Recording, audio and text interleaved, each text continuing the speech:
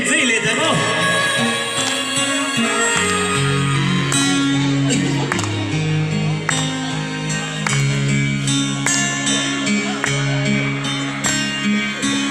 Tuồng chiêng mặc nghe ye cần dâu răm luôn giang lên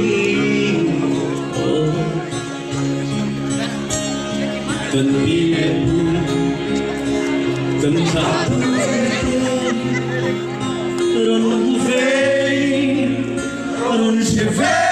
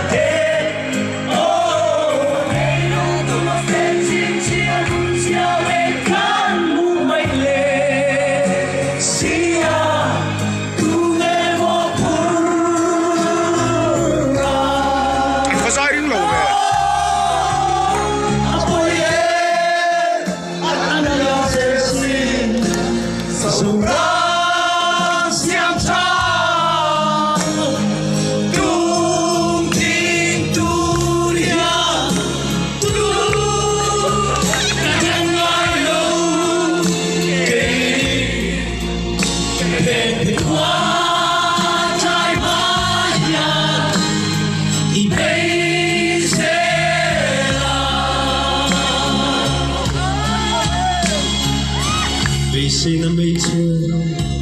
thì trẻ tôi trẻ mà lá sâu răng tin theo tôi giàu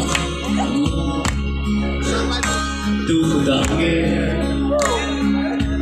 in ngọt ta con tôi nghe in lần ta